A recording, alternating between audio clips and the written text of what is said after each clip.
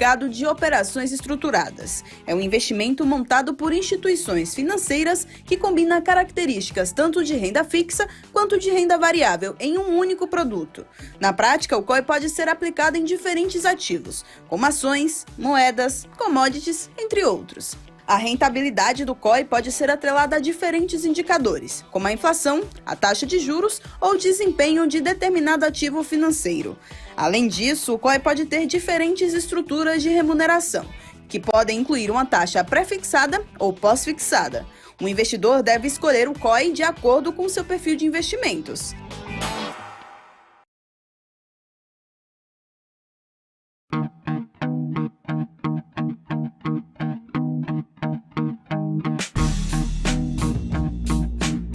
Quais foram os fatores que fizeram essas operações elas desempenharem e por que surpreenderam o mercado financeiro? Business traz panoramas, resultados, prospecções e expectativas de companhias listadas no mercado.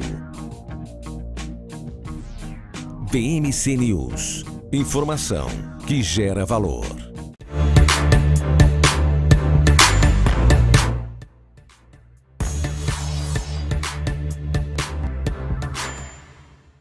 Olá pessoal, estamos no ar com Você com Dinheiro de hoje, o seu programa sobre investimentos nessa parceria entre a Com Dinheiro e a BMC News para trazer para você, meu caro investidor e telespectador, as melhores cabeças do mercado para discutir os temas que estão em alta, aquele bate-papo de almoço da Faria Lima, aquela conversa de elevador, sempre para deixar o telespectador da BMC News antenado nos temas de maior relevância e que estão fazendo ali a cabeça do mercado.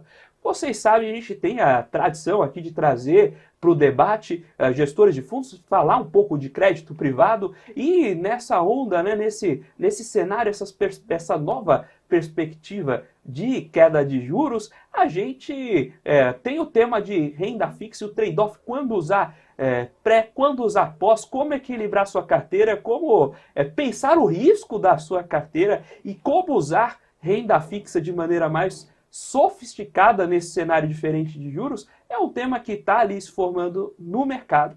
A gente conversa lá com os gestores de fundos, mas é bom trazer também gente para conversar direto com o investidor. E para fazer essa ponte com vocês, nós trouxemos aqui o Luciano Feres, sócio fundador da Somos Capital. Luciano, prazer recebê-lo aqui. Eu que digo, é um prazer meu. Fico muito feliz com o convite. Eu acho que você começou bem essa linha. É bem isso mesmo, assim, hoje você pode, né, entrar tanto via uma asset, num fundo de debênture incentivado, um fundo de crédito privado, até um FDIC, né, que tem direitos creditórios, como você pode entrar diretamente. Tem os mesmos benefícios, se você é uma pessoa física, você consegue ter a isenção, você pode tradear também. Para a empresa, você consegue fazer o seu tailor-made, que a gente chama, né, que a gente faz o fluxo de caixa longo, curto. Tem prós e contras. O pró, você vai pagar menos taxa, dependendo da confiança que você tem com o seu assessor, seu gerente. E o contra é que numa asset você tem, na maioria, né, não generalizando, porque você tem nas duas pontas, mas você tem uma diligência melhor e na teoria, preços mais acessíveis também, que depois ele repassa na taxa de administração e performance. A gente está aqui, a gente tem uma tradição no programa. Se você acompanha, então você já sabe que a gente está aqui para fazer as piores perguntas possíveis. Então, Maior prazer. Fazer aquelas perguntas duras, e a primeira delas é que tudo bem, você pode comprar via asset, pode comprar sozinho, mas comprar sozinho passa por avaliar o título, e avaliar o título de renda fixa não é brincadeira. Não. Como é que pessoa física vai escolher renda fixa? É um bom ponto. Primeiro que o crédito, ele é assimétrico. Se ele cai um pouco, eu vou dar um exemplo, você deve ter visto o Light, Americanas, o pouco que cai já vai para IPCA mais 1000, né? E quanto maior a taxa, pior. Então, assim, ele é assimétrico. Então, você tem que ter uma diligência muito grande. Óbvio que acontece, né? Americanas caem muito, tem gente falando que é fraude, enfim. Mas assim, você pode evitar muito risco se você tiver uma diligência. Então, realmente, na maioria dos casos, via fundo, você evita isso. Você diversifica a carteira, você paga um pouco a mais por essa diligência, e aí você tem esse benefício. Investir direto num escritório, ou com um assessor, ou uma equipe especializada, você tem que ter uma confiança muito grande. assim, a nossa base, né? Eu trabalhei na Proprietária Santander, fui Sales Santander, fui Private, depois eu vim para cá, montei uma mesa de renda fixa. Hoje a gente é o escritório com uma das maiores alocações em 476, né, que agora não existe mais, mas a gente entra forte nos ativos, então a gente tem uma entrada institucional muito forte. A gente fala com os traders, fala com as gestoras, a gente tem os nomes em comum, a gente compartilhou, né, assim, a gente tem essa entrada muito forte. Então, assim, não é brincadeira mesmo, e não é todo escritório e todo assessor que vai conseguir fazer isso. Assim como não é toda gestora também que vai ter uma qualidade. Então, é muito análise, tá? Eu acho que, se você generalizar, é muito melhor uma gestora, mas se você encontra alguém que confia e que consegue montar sua carteira de modo que você esteja confortável, que ela vai ter a diligência e vai fazer um bom trabalho, você vai pagar mais barato. Agora, como é que é olhar crédito Brasil e crédito mundo? Porque tem acontecido um esforço de popularizar acesso a bonds, porque antigamente ticket mínimo de entrar em bond era 100 mil dólares. E não é todo mundo que vai para ter 5% da carteira com 100 mil dólares, tem que ter um montante, tem que ter um montante expressivo. Como é avaliar a entrada de um investidor com uma carteira dolarizada via renda fixa? Eu vou dar um exemplo bem legal aqui, que a gente brinca muito no escritório. A gente tem uma carteira forte lá fora, tá? De bonds, a gente opera principalmente bonds lá fora. E e quem tem carteira lá fora ou opera, sabe que todo gerente lá fora chega e fala assim: você é brasileiro, não compra ativos brasileiros, não compra. Você já está com ativos aqui, compra outras coisas. Aí vem a lista. Aí você olha a lista, primeiro ativo que eles mandam é: compra Goodyear, vou dar um exemplo, tá 7% em dólar. Aí você olha embaixo, tem Itaú, a 7,5%. Você fala assim: me desculpa, mas assim, eu sou brasileiro, eu conheço Itaú. Não vou trocar um banco por um pneu, modo de dizer, mas esse é o famoso home bias, né? Que assim, você olha muito mais os ativos. Então é muito difícil para a gente, e é um exercício que a gente tem que fazer, de entender que o Brasil, como um todo, né, o mercado do Brasil inteiro, equities, bonds, renda fixa aqui, é 1% do mundo. Então assim, a gente se limita a 1% do mundo, sendo que os outros 99% é lá fora. Então é muito difícil essa sinergia e é muito difícil a gente encontrar prêmio, né, numa Goodyear. Porque o rate da Goodyear é melhor que o do Itaú. É fato. Assim, eu não concordo, porque eu sou brasileiro. Mas se você perguntar para o americano, ele vai falar que eu sou louco. Exatamente. Então, a gente tem esse trabalho de fazer, estamos modificando, mas é difícil. Obviamente, você vai conversar com os brasileiros, eu converso com muito investidor lá fora, 90% dos ativos deles Latam, né? Latinoamérica. Lá fora investindo em aqui, exatamente. Mas dá para capturar prêmio assim, não dá? Captura muito prêmio, muito prêmio. Exatamente isso, assim, eu acho que, aí eu posso estar errado, mas eu acho que o Itaú, ele não é valorizado lá, né? Ele é subestimado, e uma Goodyear é superestimada. Não acho que ela é ruim, nem o Itaú também tem, mas assim, eu acho que tem isso, né? É o home bias. Quem manda no mercado é os Estados Unidos, e aí o prêmio lá dos ativos lá vão ser menores do que o americano comprar um papel brasileiro. Então acho que tem esse prêmio sim. Inclusive a gente gosta bastante. E se você troca, né, faz um derivativo, a gente chama de cross-currency swap. Não sei se você já ouviu mas você troca o ativo lá em reais aqui, você consegue prêmios melhores do que o ativo aqui. Então tem algumas jogadas, né? Óbvio que não é tão simples fazer, as assets fazem bastante, mas você vai na linha do que você falou mesmo. Você faz o swap, você eventualmente traz para DI Exatamente. E consegue uma valorização maior. Quando a Ucrânia explodiu a guerra, a gente tinha um papel de Petrobras 2051, tá longo. Mas a gente trocou esse papel, que o yield era 6,80, por 21% em reais. Então a gente está recebendo 21% em reais no papel da Petro. Sim, era 6,80 em dólar na época. Tá ganhando dinheiro, tá? Mas você vê que tinha, né? Assim, você olha e fala assim, você compra a Petro a 6,80 em dólar? Talvez não, aí é 21% aqui. O cara compra. Então, você tem essas discrepâncias, mas é muito home biased. 21%? 21% em reais. O quê? Petro é risco... Então, é isso que a gente fez, né? Por isso que a gente fez. Hoje está uns 17% esse papel. Só, né? Mas é muito alto ainda. É muito alto. alto. Muito alto. É muito alto. É muito alto. E aí olhando para, a gente está falando de internacional, que na prática é um indexador também. Dólar é uma troca de indexador. E quando a gente olha local, a gente está vendo uma curva de juros não só caindo para os próximos meses, mas a gente está vendo o movimento, deslocamento da curva de juros ao longo dos meses. E isso traz algumas questões de quão bem precificado o mercado está. E aí a gente vem naquela grande questão. Para surfar melhor essa onda, eu fico pré ou fico pós? Eu estou aqui para fazer a pergunta, não a resposta, então vou deixar para você. É um bom momento de estar pré ou pós? Eu vou ser o profeta do passado. Certo. O profeta do passado já fechou bastante, a gente conseguiu capturar um pouco. Eu acho que cai mais. Assim, o fechamento da curva já está precificado. Tem uma pessoa que eu falo muito, que eu gosto, que é o Caio Megali, que ele é o economista-chefe da XP, a gente tem muito contato com ele.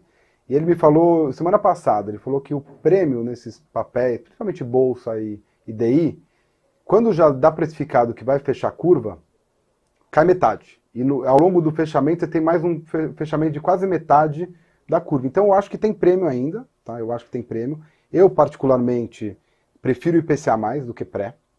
Por quê? Porque você sempre está protegido da inflação. A inflação do Brasil não é brincadeira. Sim, agora tá, mas né, quem opera mais tempo, a inflação já bateu, né? 1980, 90 era uma coisa absurda. Então, eu sempre prefiro IPCA mais. Você tem uma parte pré, uma parte inflação. Você tem a proteção. E aí, se acontecer alguma loucura aqui no Brasil, tudo é possível, né? Até o passado é incerto. Você está protegido. A pré, por outro lado, você ganha mais dinheiro. Né? Esse fechamento é pré, com pré, você ganha mais dinheiro do que a inflação. Mas eu acho que é bom você ter um colchão ali, uma precificação, porque assim, é muito difícil acontecer, mas se a inflação bate 50, você tem uma pré a 13, você está ferrado. A pré te trava positivo e negativamente. Exatamente. A pré é totalmente arriscar DI futuro. Se você está confortável com a taxa, mas é o DI futuro, você acredita que vai estar menor, e aí você precifica hoje, né? Você pré-fixa. O IPCA já você acha que vai mudar, mas você tem essa parte da inflação mais o prêmio. Então, eu acho que tem prêmio, tenho assim, grandes convicções, mas eu, pensando que o nosso negócio antes de especular e ganhar, é proteger o patrimônio. A gente sempre vai no IPCA mais que tá bom. E quando tá ruim, a gente vai no CDI. Mas agora IPCA mais eu tô confiante. Quando tá ruim, a gente no Brasil tem o prazer de ser bem remunerado para esperar, né? Então, deixa tudo em caixa. Você comentou de especular. Vocês atendem lá no escritório clientes corporativos também, né? Sim.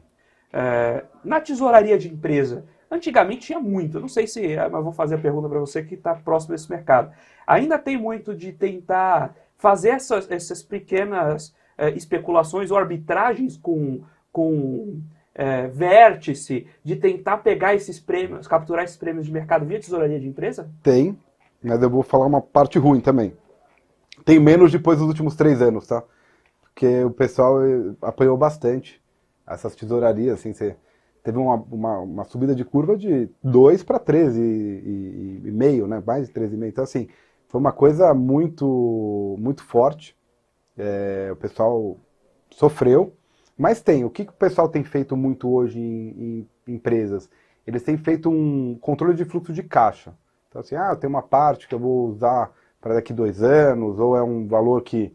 Aí ele consegue rentabilizar isso numa IPCA+, numa NTNB, uma coisa mais longa, e trabalhar no curto prazo no arroz e feijão, né, no vanilla, que a gente chama na Faria Lima, para ficar. Eles fizeram muito isso, né? No passado, a gente teve as linhas do BNDES, muita gente fazia as arbitragens, né? Teve isso, mas agora eu acho que dos 3 anos para cá, muita gente apanhou, né? Muita gente começou fazendo isso e apanhou, e agora deu uma acalmada. O pessoal tomar dívida para aplicar em renda fixa. Exatamente. Ou assim, a taxa de CDI está 2, vou aplicar pré a 6, porque era ótimo, né? O dobro, 200 CDI, até o 6 vira 14. Aí o negócio ficou difícil. A gente historicamente tem esse comportamento, né? Quando sobe, sobe mais do que estava esperando. Exatamente. Quando cai, cai mais do que estava esperando. Né? E historicamente a gente tem também errar todas as vezes que acontece isso. A gente erra todas as vezes que acontece. acontece. Esse é um ponto importante para quem investe sozinho, né? A gente tem muitos gestores aqui na audiência, mas tem também o investidor que está ali montando sua carteira. Fique atento a isso. Tentar acertar o olho da mosca pode parecer muito bonito depois que a história foi contada, mas é o segredo para você quebrar. Exatamente. Você tentar, vou ficar pré aqui para aproveitar a queda, vou ficar pós para aproveitar a subida. Geralmente você erra. Exatamente.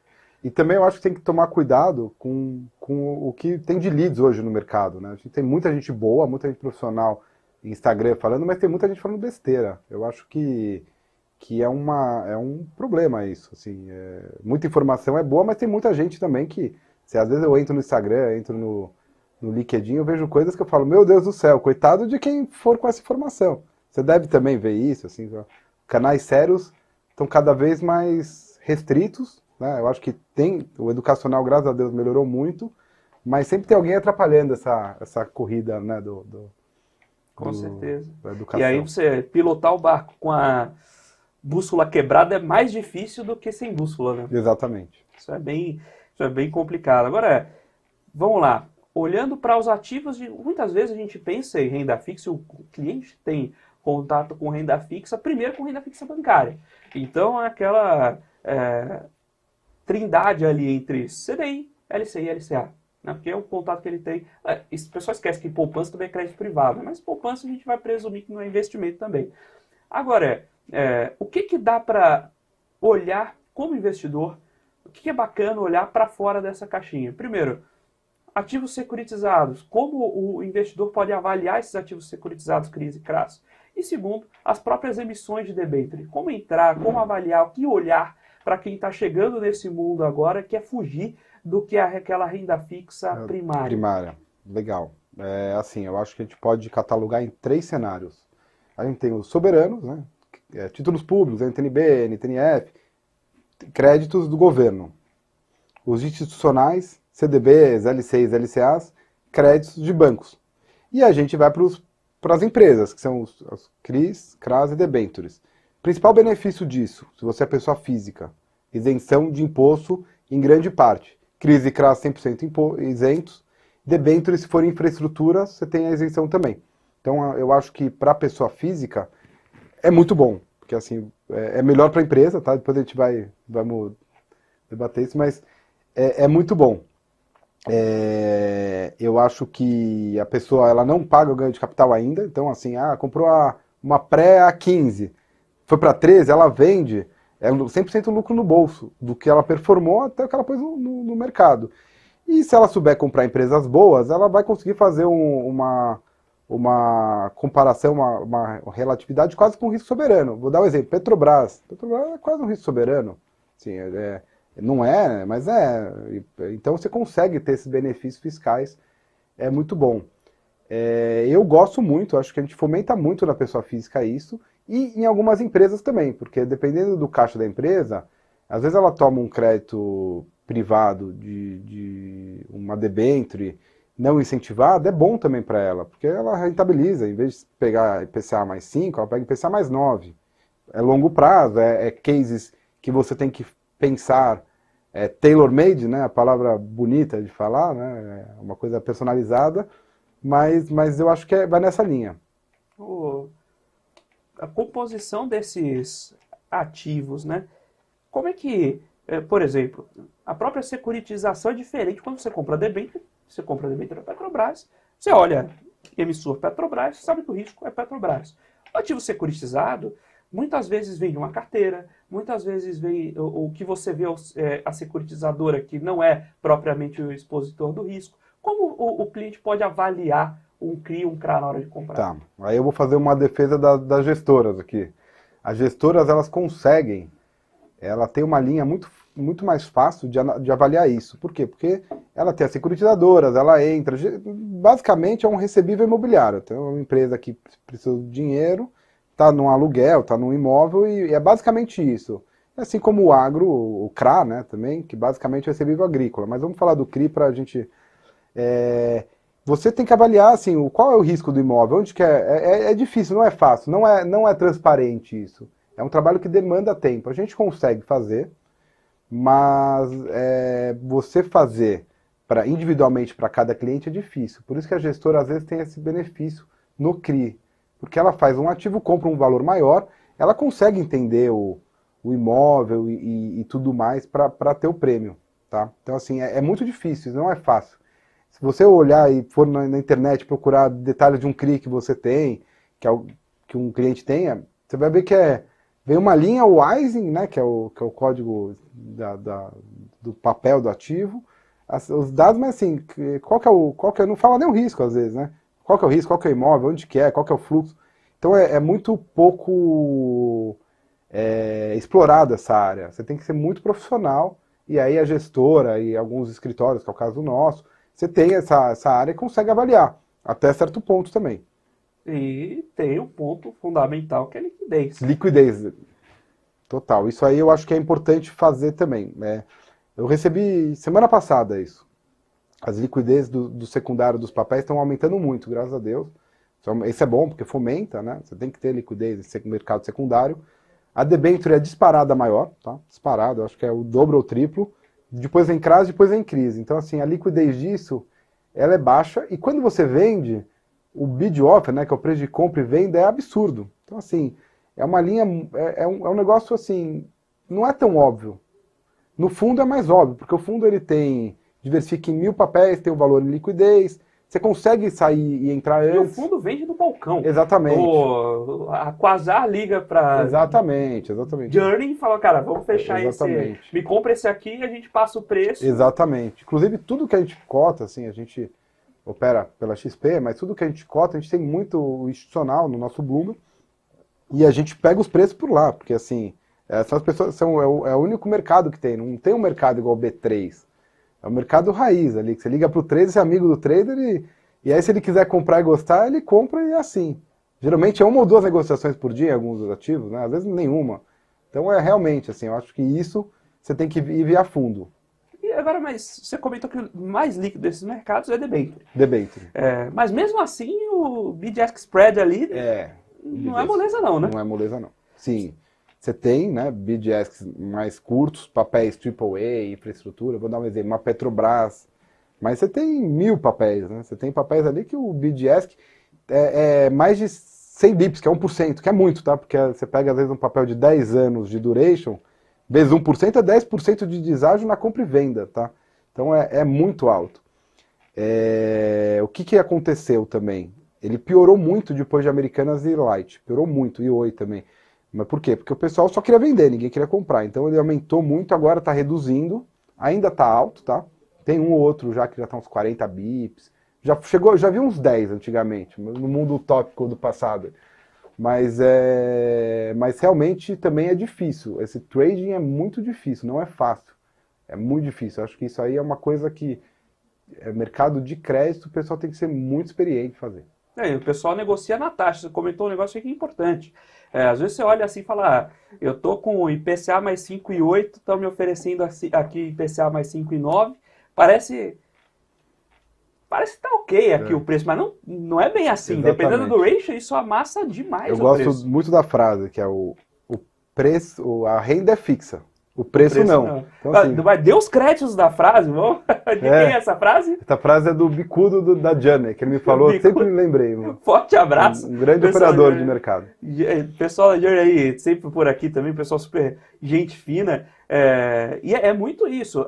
A renda é fixa, o preço. Preço não. Preço não. Então você tem que estar acompanhando esse mercado. Agora, o que dá para fazer? O que a gente pode pensar como indústria mesmo? Não agora tirando um pouco os papéis nas cadeiras aqui, mas pensando a indústria, o mercado de crédito privado, o que a gente pode fazer para incentivar essa liquidez? Uma coisa, porque o mercado de ações, no mundo inteiro, o mercado de renda fixa é maior do que o de renda variável.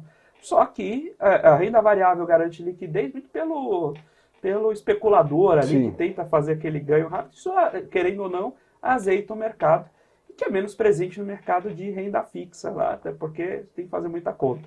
O que a gente pode fazer como agentes de mercado para mudar um pouco desse cenário? Sim, eu acho que é assim. A primeira coisa que eu vejo lá fora que aqui não funciona. Aqui o mercado é totalmente diferente. Então você tem IPCA+, CDI+, variação cambial. Lá é pré, com raras exceções. Mas assim, 95% é pré.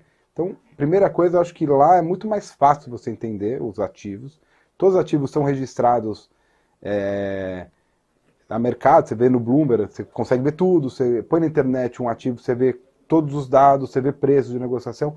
Aqui você não vê, você colocar um papel lá, Petro 24, 23, sei lá, o papel que tem, que eu lembrei agora. Você não vai ver o preço no Google, você não vai ver dados, você não vai ver nada. Vai ter que ligar para uma corretora e ela vai entrar. Então, falta um pouco essa junção de informações para o público em geral.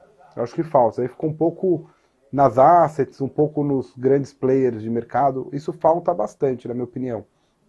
Eu acho que tem que ter um trabalho de fomentar. Eu acho que tem que trazer mais pessoas físicas para esse mercado. Mostrar e trabalhar muito o secundário. Eu acho que o secundário ele é uma palavra feia que eu vou usar aqui, mas ele parece uma máfia. Ele parece uma máfia.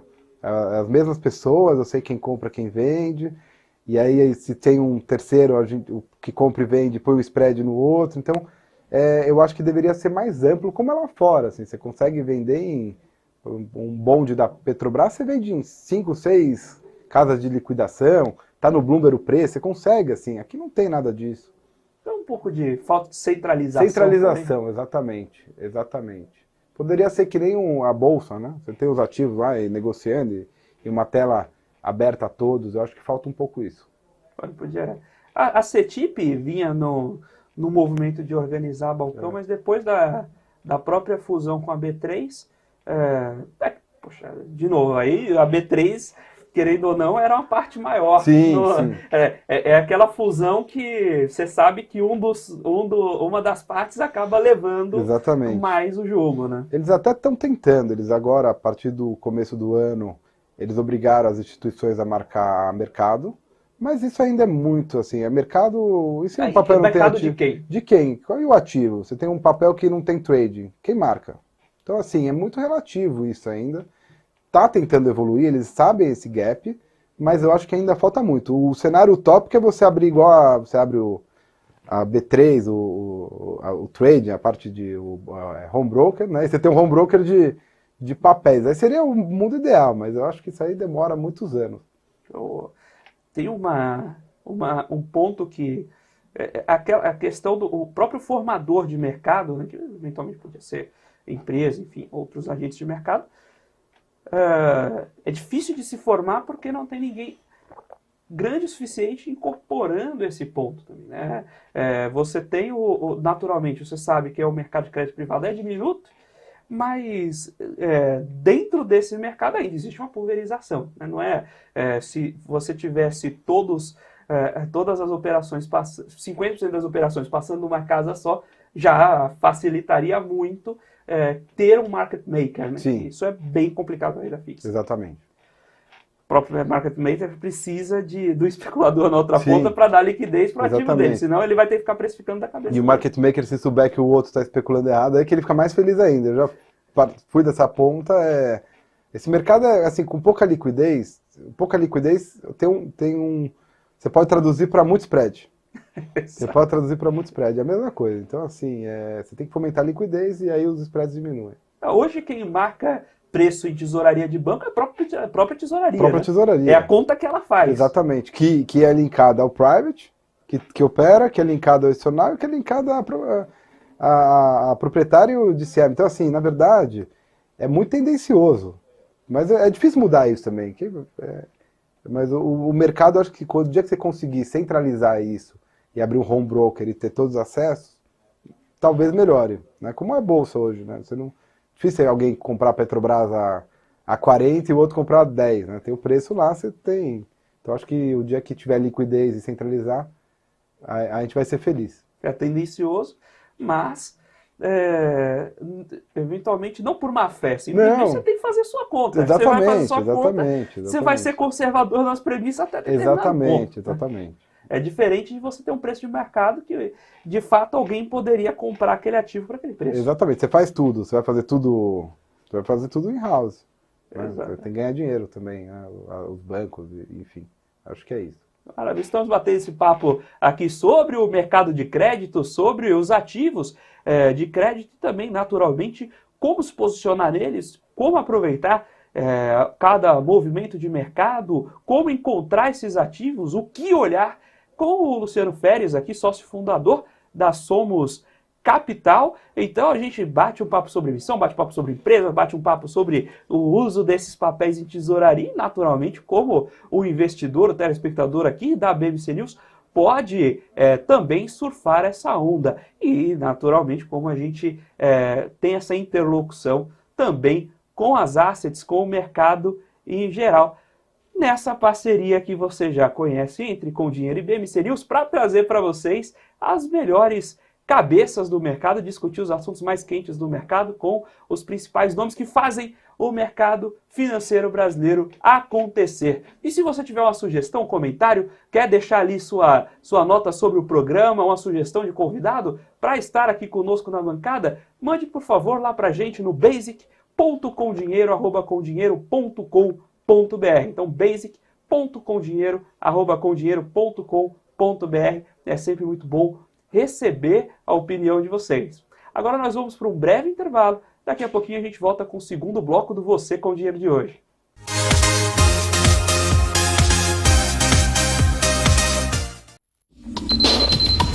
O que acontece no mercado financeiro no Brasil e no mundo está na BMC News. São 24 horas de programação para ajudar o investidor na melhor tomada de decisão. Independência e jornalismo sério. Não estamos plugados em nenhuma instituição financeira. Isso nos dá liberdade de levar a informação sem nenhum viés, sem conflitos de interesse. Ser a ponte entre as notícias, empresas, especialistas e os investidores. Tudo de uma forma dinâmica e com uma pitada de bom humor. Informação que gera valor, você sempre vai encontrar na BMC News. Já pensou se não existisse essa pergunta? Teríamos cavalos mais rápidos? Mais telefones? A Vortex pensou e criou a primeira plataforma digital para o back-office do mercado de capitais. Tecnologia para o que sempre foi analógico. Hoje, temos mais de 500 bilhão em ativos em 3 frentes integradas. Ir além é descomplicar o mercado de capitais todos os dias. Vortex. Beyond. Ao completar 16 anos, você já pode ajudar a salvar vidas. Procure um dos postos da ProSangue e seja um doador de sangue. Não deixe para depois o que você pode fazer agora. Convide seus amigos. Vamos ser os doadores do amanhã. Quem só vê o BTG como um banco de investimentos, não vê todos os benefícios que ele pode oferecer. Aqui você tem a liberdade de ligar a qualquer hora. E tem a confiança de contar com o time BTG. É você no controle da sua vida financeira de um jeito simples e compatível com a sua rotina. O BTG reconhece quem é você e está pronto para potencializar a sua trajetória.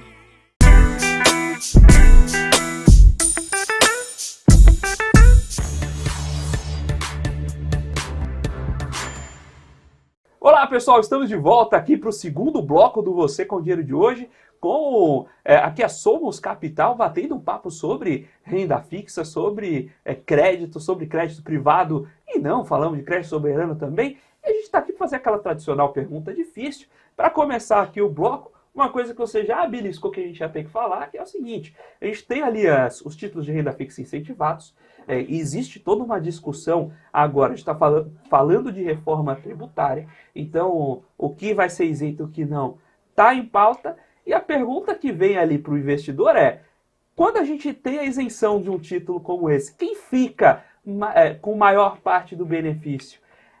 A empresa, emissora ou o investidor que está comprando o título? Essa pergunta é polêmica. A gente está aqui para isso. Mas é a empresa. Obviamente a empresa. Vou dar um exemplo. Você tem alguns ativos da própria Vale. Vale conseguiu ativos incentivados e não. Você pega um papel não incentivado, eu vou especular, tá, mas tá IPCA mais 7,5. E um papel incentivado é IPCA mais 6. Esse 1,5 é benefício para Vale. É benefício para a pessoa física também? Obviamente é.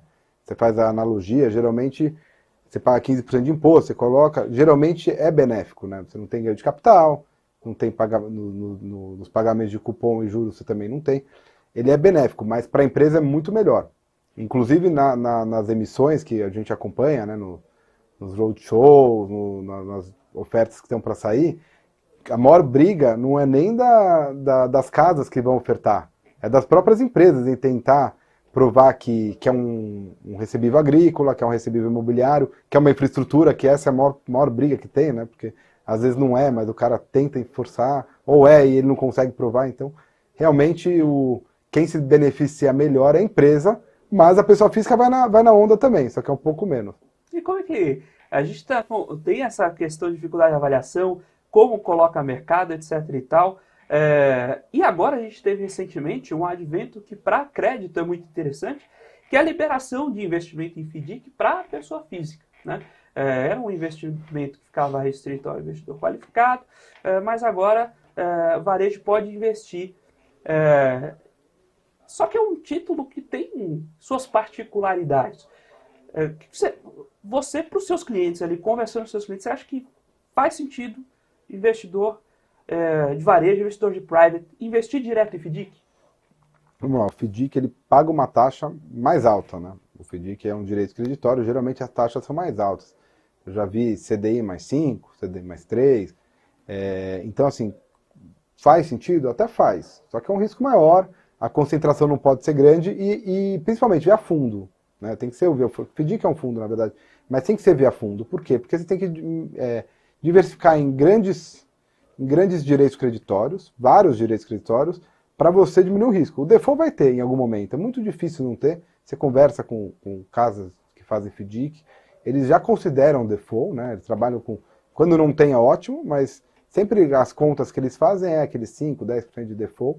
Então, assim, a carteira tem que olhar muito bem. Tem vários tipos de FDIC. O que eu gosto, sim, é direito de cartão de crédito, eu acho bom, mas também tem o risco. Então, a gente está começando a olhar, inclusive, tá, é um mundo totalmente novo. Nosso foco maior sempre foi clientes private. Empresas a gente tem também, mas a gente atirou de cima, né? A gente tinha os CEOs, os donos de empresa, e aí, nesse segundo momento de empresa, a gente foi para as empresas, né? Para PJ. Mas a gente está começando a olhar assim, estamos fazendo estudo, vendo se a gente monta um FDIC nosso e a gente escolhe os ativos, se a gente indica a mercado, como a gente já fez em alguns. Eu acho que é legal, uma coisa nova, e na linha de diversificação de créditos eu gosto bastante. A gente tem esse pedaço interessante do mercado vindo via FDICs, ao mesmo tempo que a gente encontra uma dificuldade substancial nos títulos que eu comentei lá no começo do bate-papo, que são os títulos bancários. Eu tenho sentido no mercado uma dificuldade em encontrar bons lastros para LCA, LCI e assim por diante.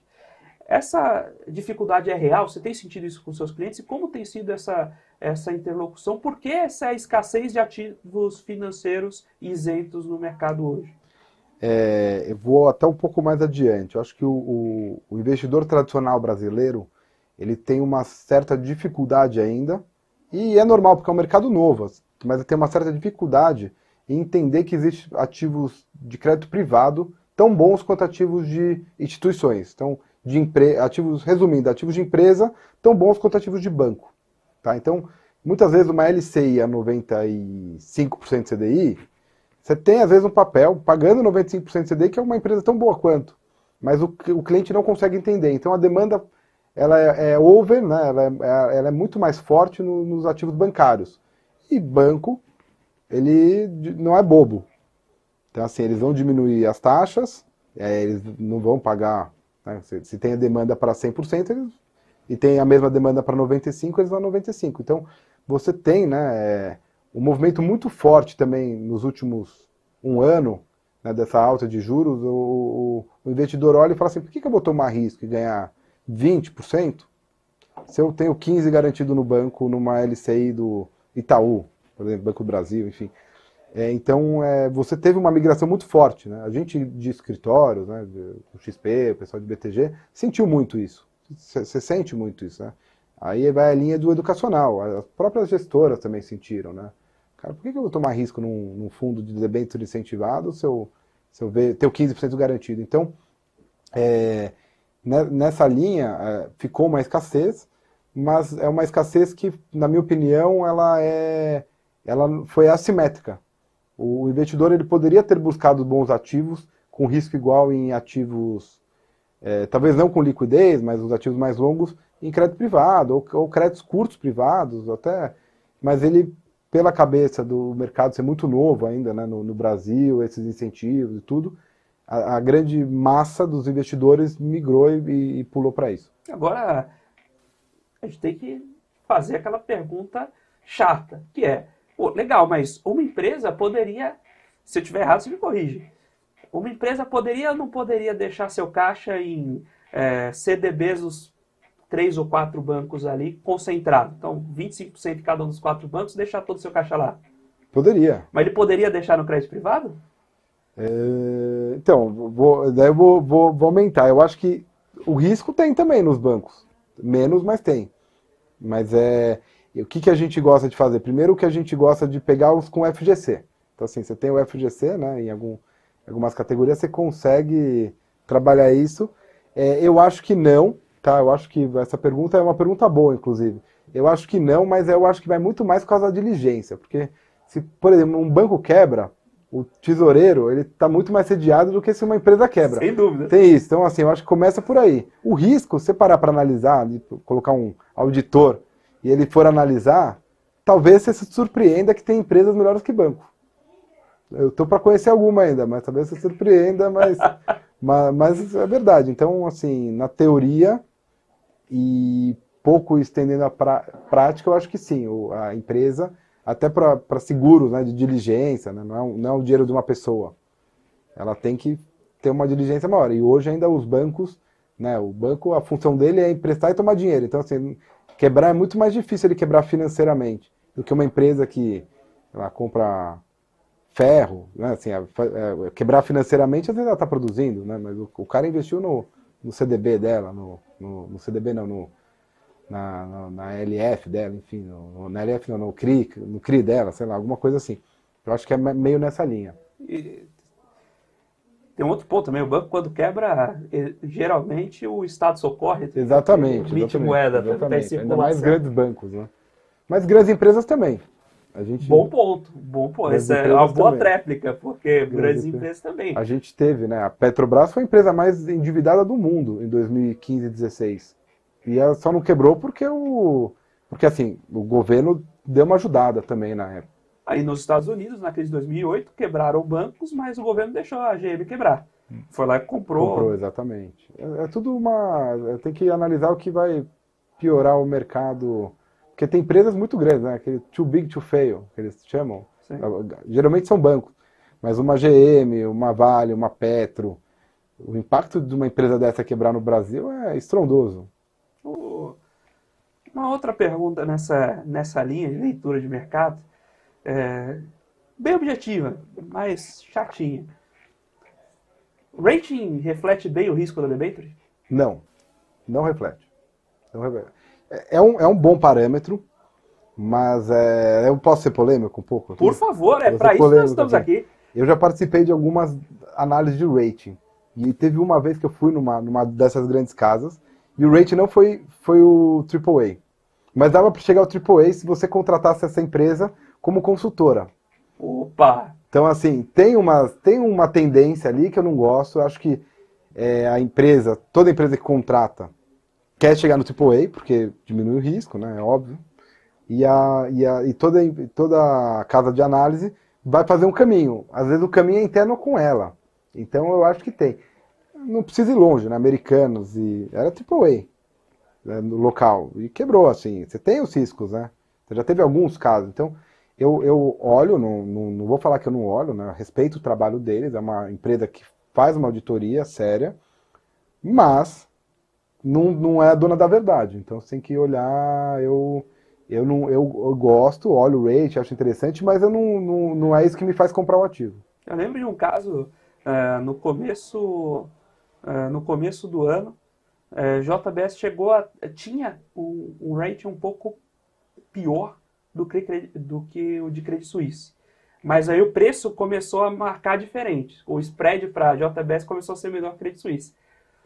Aí a gente viu depois o que aconteceu, né? Entre CDS e rating, vamos no CDS. E o que a gente pode olhar, então, para a empresa, quem quer começar a entrar nesse mercado, que pode começar a olhar nas empresas para avaliar seu crédito. Então, você está começando a investir, seu cliente lá de private, está querendo colocar suas primeiras posições em renda fixa. Quais caminhos você dá? Desde olhar empresas mais conservadoras até alguns indicadores que vocês gostam de ver, digamos, fundamentalistas. Quais dicas dá para deixar para o pessoal que quer dar os primeiros passos no crédito privado direto? Eu acho que são momentos de mercado, tá? Então eu vou falar do momento atual. O momento atual vai muito na linha do que eu te falei. Não vale a pena hoje você tem taxas altas ainda. Você tem uma taxa alta na renda fixa. Não vale a pena você tomar riscos desnecessários, na minha opinião. Então você tem setores que historicamente eles pagam menos, mas eles são mais seguros. Em crédito privado isentos, por exemplo. Que é saneamento, transmissoras, grandes empresas, né? Vale, Petro, que daí você teoricamente tem um risco soberano. Então hoje a gente tem o cliente que quer começar nessa linha, o pessoa física, a gente vai muito nessas linhas. Por quê? Porque saneamento, tem os contratos de longo prazo, né? O risco de você governo, o pessoal deixar de usar um esgoto, então é menor. Transmissoras, ela tem aquele take or pay, né, que a gente chama. Ela tem que levar energia. Se o cara vai comprar ou não, já está casado os fluxos. Ela só tem que levar, tem que construir o projeto, óbvio, tem riscos, né, de o projeto, né, da transmissora não construir, mas é bem menor do que, por exemplo, uma empresa que vende farinha, sei lá, tô dando exemplo, mas assim, pode ter uma crise, né, alguma coisa assim. Então hoje, a gente tem ido muito nessa linha com o cliente, assim, vai entrar no mercado? Vamos entrar no tipo, mas a empresa que vende capinhas de celular, ela paga mais, tudo bem, mas a empresa que vende capinha de celular, ela é muito boa, só que hoje você está pagando 10, a outra está pagando IPCA mais 7, mas entra nessa, daqui assim, é um bom caminho, há 4 anos atrás isso era IPCA mais 3, não faz sentido você tomar riscos desnecessários, mesmo pagando mais. O private, a gente fala muito isso, sim. O grande segredo de cliente private não é você ganhar dinheiro, é você proteger o patrimônio. Então a gente primeiro protege o patrimônio. Sempre a gente é diligente, a gente sempre vai numa linha. Óbvio que a gente não deixa dinheiro na mesa, né? Assim, a gente procura oportunidades, mas hoje eu vou no AAA e 2 ou 3 setores. É esse daí que eu estou entrando muito, com raras exceções, assim, uma grande garantia, alguma coisa a gente muda. Ou via fundos também, que aí, se você conhecer os gestores, alguns eu conheço, né, a grande maioria, eles têm uma mesma diligência também. Quando a gente conversou sobre azeitar o mercado, a gente olhou muito a ponta do tomador, né? Então quem está, o investidor que está comprando esse crédito. Mas a gente ainda tem o mercado, mesmo quando a gente teve o advento da 476, com sócios restritos, etc., o mercado ainda é muito concentrado em corporate. O que a gente pode ver, primeiro, o que já existe de movimento, e segundo, o que a gente pode fazer a mais para atrair middle market para o mercado de capitais? Tá, eu acho que aí vai muito um trabalho legal que a XP e o BTG têm feito, tá? Eu acho que antigamente você só tinha large corporate, as principais empresas via GBM, o large corporate dos bancos, e aí elas tinham acesso a DCM. Por quê? Porque o gerente de conta que sabia fazer isso, ele era muito específico a esse tipo de setor. Então assim, você pegava nas agências, a pessoa não sabia nem como funcionava, então você levava pouca oportunidade. E mesmo que você levasse essa oportunidade, ele morria na praia. Por quê? Porque o banco estava over demanda, né? Tinha muita demanda dos principais. Então, a partir do momento que entra essas corretoras menores, né, mas ela mais ampla e traz assessores e uma gama de produtos, você consegue trazer esses middle markets para mercado. Está muito no começo ainda, tá? Eu acho que está muito no começo. Você já vê empresas médio, grande faturamento entrando, mas tem um cenário gigante ainda de empresas menores, fazer crise de empresas com faturamento de 50 milhões, 100 milhões, ainda não tem isso ainda.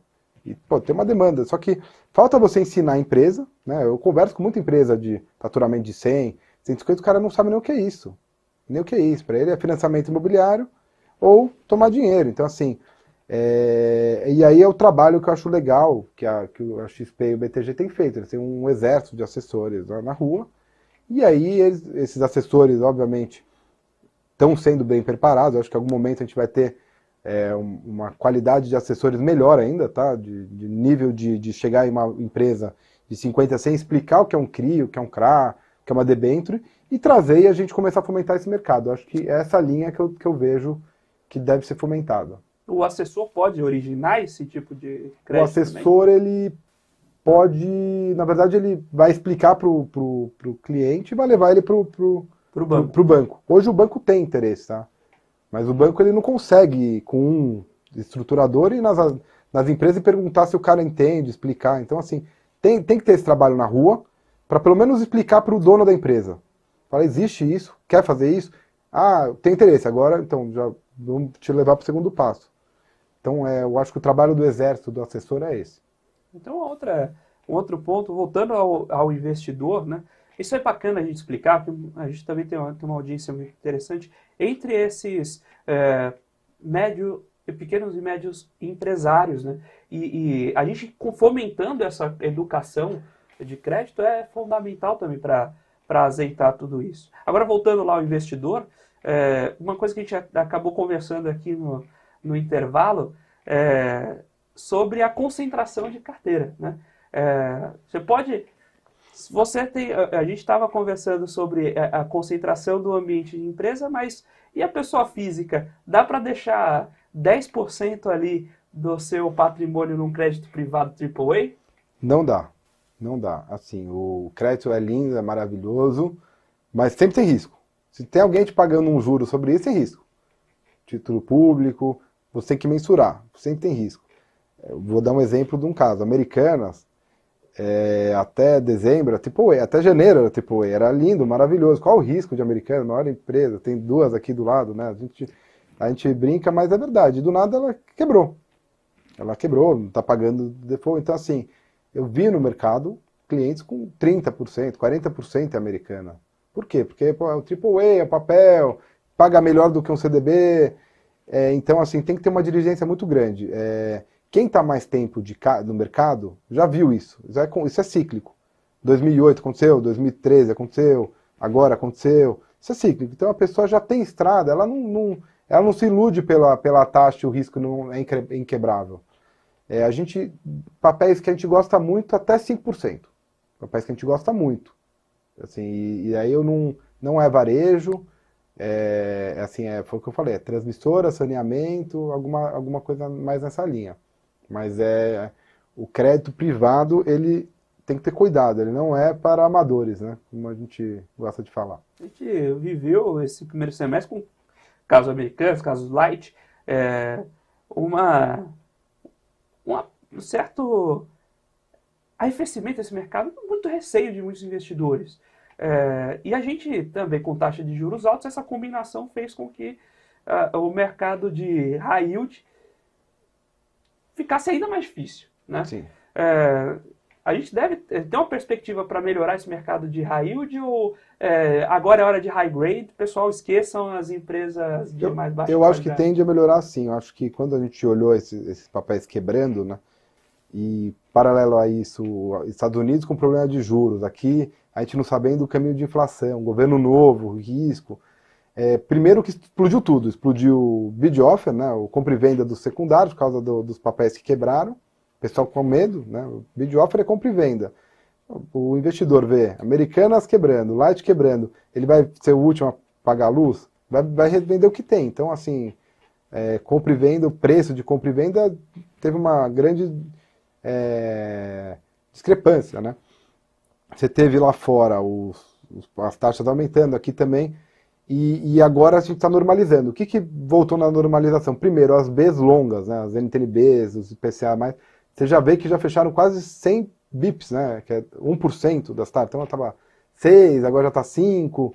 Esse é o primeiro sinal que o mercado está normalizando. O segundo sinal que o mercado está normalizando é o pessoal voltando em ofertas privadas. Então você já vê também fechando as curvas dos high grades. Então Petro, Vale, que é os high grades, também eram bid offers, né? Compra e vendas altos, já estão fechando. Você comprava papéis a Petro a 7, agora você compra a 6.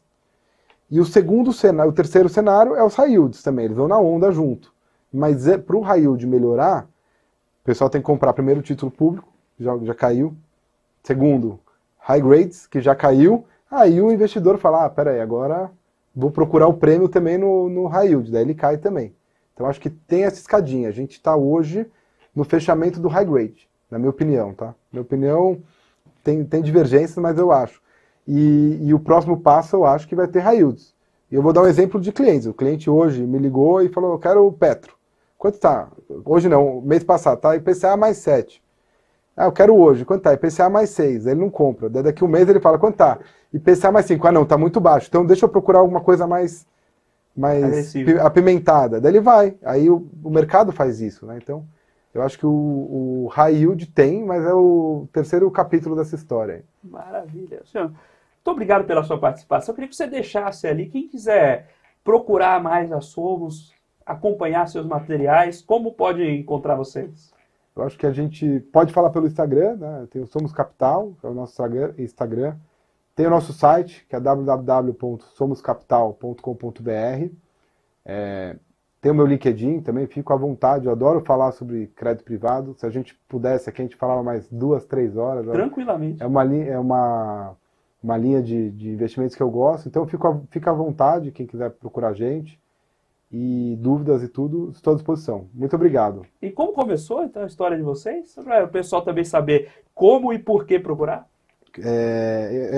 Boa essa pergunta.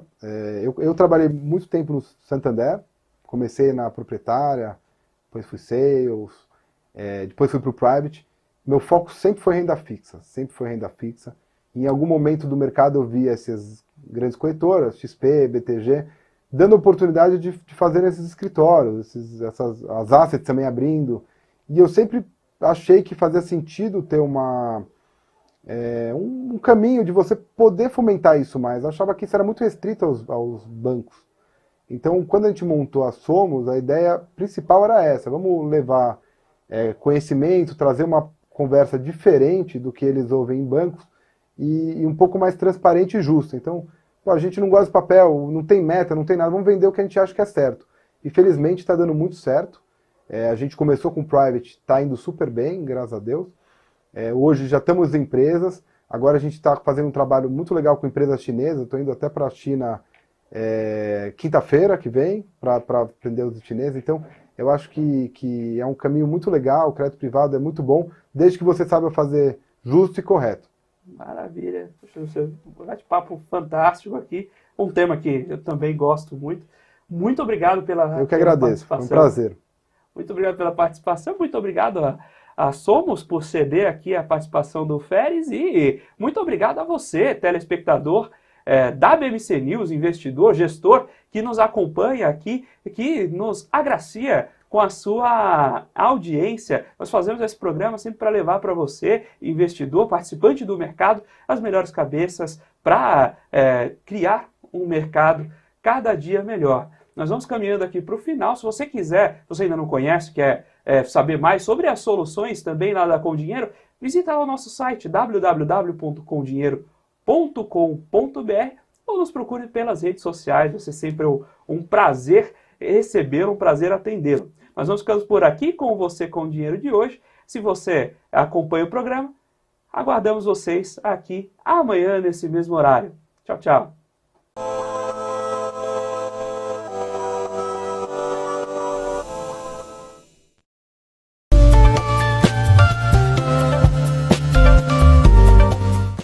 O que impacta a economia e o mercado global? Olá, muito bom dia para você que está aqui ligadinho na BMC News. Em tempo real, a abertura e a variação dos ativos na Bolsa de Valores. Notícias internacionais. Toda uma discussão aí referente à demanda chinesa. Paula Moraes e especialistas de diversas áreas te explicam os acontecimentos do dia. De segunda a sexta, às 9h30. BMC News. Informação que gera valor. As empresas que fazem parte do seu dia a dia estão em uma das maiores bolsas do mundo, a Nasdaq. E a boa notícia é que você pode investir nessas empresas diretamente pela Avenue, sua corretora nos Estados Unidos. Com os dados das ações dos Estados Unidos fornecidos pela Nasdaq em tempo real, o cliente Avenue pode acessar diretamente as maiores bolsas do mercado americano. Entre neste mercado de tecnologia e inovação. Acesse avenue.com.br/Nasdaq e seja bem-vindo ao mercado global. Ela sempre volta a estampar as manchetes. Mas o que é a inflação? Esse é o BMC Explica e o tema de hoje é inflação.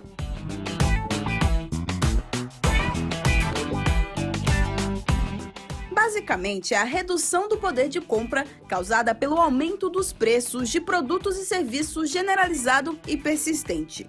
A inflação é um fenômeno causado pela expansão monetária, ou seja, pela impressão de dinheiro acima do que a economia consegue absorver. Alguns economistas também atribuem a causa da inflação a um choque de oferta. A inflação tem como índice oficial no Brasil o IPCA, Índice de Preços ao Consumidor